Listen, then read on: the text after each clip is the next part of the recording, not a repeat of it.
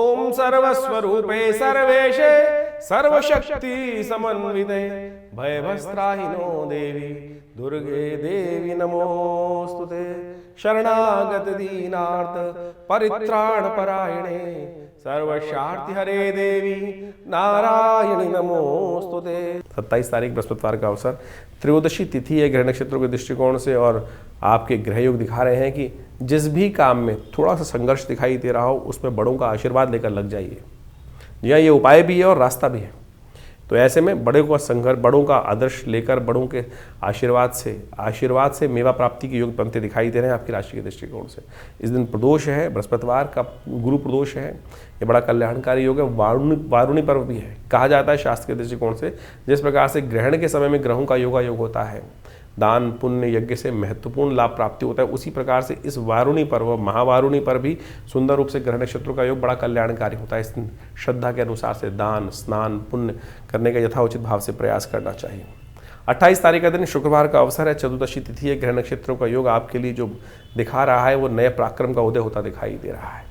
और ऐसे में बस ये ध्यान रखना है कि दिन आपके लिए बड़ा कल्याणकारी है, लेकिन कुछ लोग हैं जो आपके लिए घात लागे बैठे हैं, जो आपके टाइम को बर्बाद करने के लिए अपनी तरफ आकर्षित करते दिखाई देंगे। उनसे बचते हुए कार्य करना तो आगे बढ़ने के योग बन सकते हैं। केदार दर्शन बड़ा सुंदर कहा गया है इस दिन, लेकिन केदार दर्शन शास्त्र में वर्णित है कि चैत्र कृष्ण पक्ष की चतुर्दशी के दिन केदार दर्शन करना चाहिए, लेकिन वहाँ तो बर्फ होती है, अभी दर्शन खुलते भी नहीं है। तो कैसे दर्शन? मानसिक तौर पर, मानस पूजा के द्वारा। आत्मा त्वं गिरजामति सहचरा प्राणा शरीरम ग्रह पूजा ते विषयोग भोग रचना निद्रा समाधि स्थिति संचारा पदयो प्रदक्षिण विधि। यानी इस मानस पूजा में कहा गया है कि भगवान शिव का समस्त जिनमें जो भी कार्य कर रहे हैं, चाहे विषयों का भोग कर रहे हैं, चाहे मंत्र जप कर रहे हैं, चाहे चल रहे हैं फिट रहे हैं, वही विशेष तौर पर भगवान का ध्यान करते हुए यदि करेंगे तो वो समस्त जो दैनिक कार्य हैं वो भी भगवान की पूजा ही बन जाएगी आपकी। तो मानसिक तौर पर भगवान की तरफ अपने मन को लगाए रखना और समस्त संसार के जो कार्य हैं उनको वैसे ही करने से वो सबसे श्रेष्ठ पूजा कही गई है। तो ध्यान में, मानस में भगवान का ध्यान करते हुए उनका दर्शन पूजन करना आपके लिए कल्याणकारी योग बनाएगा। 29 तारीख का दिन बड़ा महत्वपूर्ण रहेगा। शनिवार है, वो अमावस्या है, शनिचरी अमावस्या का योग है। इस दिन शनि उदय भी होंगे और शनि परिवर्तन की तरफ भी जाएंगे। और जैसा हमने आपको बताया कि शनि का ये परिवर्तन आपके लिए सबसे महत्वपूर्ण है, जिसके लिए आप 7.5 साल से इंतजार कर रहे थे कि कब ये 7.5 खत्म होगी। तो अब वो वेला आ गई, ये 7.5 खत्म हो जाएगी। रात्रि में 9:38 पर शनि महाराज अपनी आपके 30 साल से के बाद आपकी राशि से बाहर जाएंगे और ये आपके 7.5 को उतारने का योग बनाएंगे। एक बहुत बड़ा भार आपके मनोमस्तिष्क से उतरने के योग बनेंगे। लेकिन थोड़ा ध्यान रखने की ज़रूरत अब भी है, क्योंकि 7.5 का जो प्रभाव तो नेगेटिव खत्म हो गया, लेकिन आपके मनोमस्तिष्क पर, विचार पर अभी भी उसकी छाप रह सकती है। तो उससे छाया से बाहर निकलिए। उससे छाया से बाहर निकलने में लंबा टाइम लगेगा आपको, यानी जो जिस कष्ट से गए हैं, आप निकले हैं, उससे निकलने में थोड़ा टाइम लगने वाला है। तो इसलिए अभी भी शनि का मंत्र जप करते रहें, थोड़ा सा ध्यान रखें। अभी उस गड्ढे से बाहर निकलने में पुनः एक ताकत लगाने की ज़रूरत है, जो शनि ने आपको फंसा दिया है जिस गड्ढे में। तो ऐसे में उसको ठीक करने के लिए हनुमान चालीसा का सुंदर स्तवन, पितरों के निमित्त कार्य, और यदि सही निष्ठा के साथ कार्य करोगे, आलस्य नहीं करोगे। शनि महाराज कहाँ आ गए हैं? आपके पराक्रम वाले भाव में आ गए हैं। तो पराक्रम से थोड़ा आपको दूर कर देंगे। मन ऐसा हतोत्साहित हो चुका है कि कार्य करने से जब लाभ नहीं होता है ना, तो मन कहता है अरे होगा ही नहीं। नेगेटिव से पॉजिटिव की तरफ जाने की ज़रूरत है, उसमें थोड़ा समय लगेगा। हनुमान जी उसमें आपकी हेल्प करेंगे। नित्यपति हनुमान जी का स्तवन करें, यह आपके लिए कल्याणकारी रहेगा। 30 तारीख का दिन नया संवत आरंभ हो रहा है और आपके लिए तो हर मामले में नया दिन है। 7.5 समाप्त हो चुकी, अब ये सूर्य उदय होने जा रहा है, बिल्कुल नई उम्मीद लेकर आपके लिए आ रहा है। आपकी राशि के दृष्टिकोण से मोटिवेशन अच्छा रहेगा इस समय। उस मोटिवेशन के साथ यदि रिदम में काम करते चले जाओगे तो उस फोर्स से बाहर आ जाओगे। सुंदर सिद्धार्थ नाम का संवत आरंभ हो रहा है, आपके लिए बहुत कल्याणकारी हो। नव वर्ष आपके लिए शुभ हो। भगवती दुर्गा के स्तवन के साथ नवरात्र आरंभ होते हैं, तो ऐसे में भगवती दुर्गा का सुंदर स्तवन करें। आपके लिए बाकी सब ग्रह योग बड़े सुंदर योग बनाकर तैयार हो रहे हैं और ये आपके लिए लाभ की योग स्थिति बना सकते हैं। हमने विवेकानंद योगाश्रम में इस दिन नवरात्र का सहस्त्र चंडी महायज्ञ का सुंदर आयोजन किया है। शाम को 6 बजे से ये पूजन के साथ आरंभ होगा। आप भी इसमें सम्मिलित हो सकते हैं। भगवती का सुंदर शिव विग्रह जो मुल्तान से आया हुआ है, हमारे आश्रम प्रतिष्ठित है। पाकिस्तान मुल्तान से 1947 में ये शिव विग्रह आया आश्रम पर। आप उनका दर्शन करें, उनके सानिध्य में बैठ के यज्ञ करें। माँ भगवती दुर्गा सप्तशती का संपूर्ण 700 मंत्रों का यज्ञ नित्यपति रहेगा। आने वाले पूरे नवरात्र की समाप्ति तक रहेगा। आप अवश्य उसमें सम्मिलित हों, नाम से अपने यज्ञ कराएं, कल्याण के योग बनेंगे। 31 तारीख का दिन विशेष दिन है और ग्रह नक्षत्रों के दृष्टिकोण से समझें, सोमवार का अवसर द्वितीया और तृतीया का योग है। तृतीया तिथि क्षय हो जाएगी और दूसरा और तीसरा नवरात्र इसी दिन रहेगा।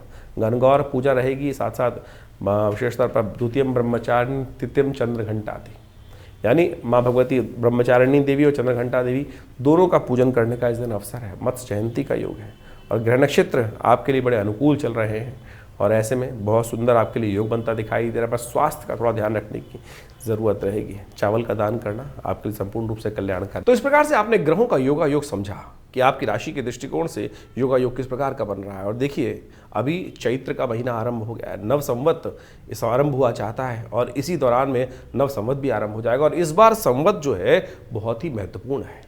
इस बार नव संवत जो शुरू हो रहा है, सिद्धार्थ नाम का संवत आरंभ हो रहा है और सिद्धार्थ यशस्वी संवत माना जाता है, समृद्धिदायक संवत माना जाता है। और इस बार संवत के जो राजा हैं, संवत 2082 जो शुरू होने जाता है विक्रमी संवत, उसके राजा रवि हैं, सूर्य हैं और मंत्री पद भी इस बार सूर्य के पास ही विद्यमान है। इस बार ग्रहों का नक्षत्रों का योगा योग जिस प्रकार से नववर्ष के आरंभ में बन रहा है, ग्रहों की पंचायत पूरी लग गई है और आपकी राशि के अनुसार से उसका प्रभाव विशेष तौर पर देखने को मिल सकता है।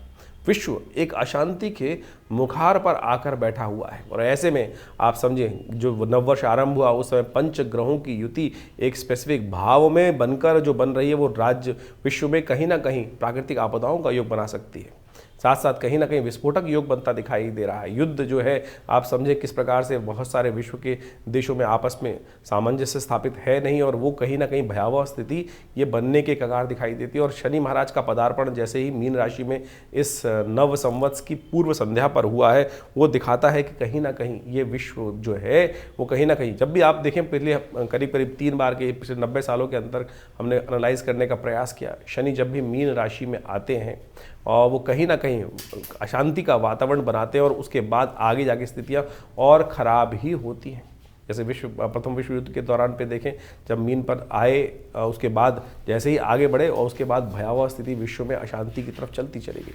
द्वितीय विश्व युद्ध के समय भी इसी प्रकार का वातावरण बना हुआ था। उसके बाद 1960 के दशक में भी इसी के 64 के आसपास का भी यही वातावरण रहा है। तो ऐसे में ध्यान रखते हुए कार्य करने की ज़रूरत है। विश्व के प्रणेताओं को बहुत सोच समझ कर कार्य करने की ज़रूरत है।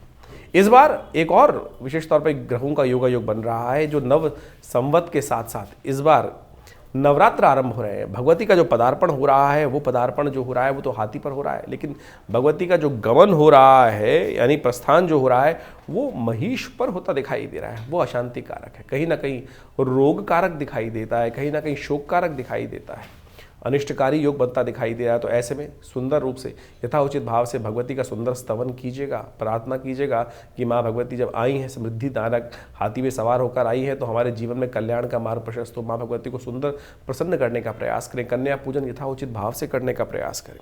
जैसा कि नवरात्र का सुंदर योग है, उसमें विशेष तौर पर समस्त अनिष्टों को दूर करने के लिए हमारी संस्कृति बताती है कि हम प्रार्थना करके माँ भगवती को प्रसन्न कर कर अपने जीवन के कष्टों को दूर करने का योग बना ही लेते हैं। तो इसी प्रकार से जैसा हमने आपको समझाने का प्रयास किया है, आपकी राशि के दृष्टिकोण से जो योगा योग है वो भी आपको समझते हुए कार्य करने का प्रयास करना चाहिए।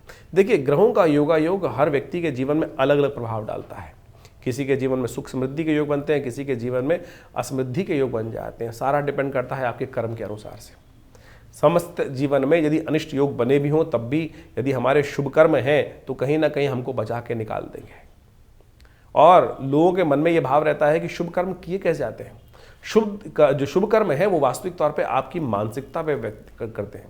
आप शुभ कर्म प्रत्यक्ष रूप से कर रहे हैं, लेकिन मन आपका वहाँ नहीं है, तब कोई फायदा नहीं है। मनेव बंधन कारण मोक्ष शास्त्र कहा जाता है।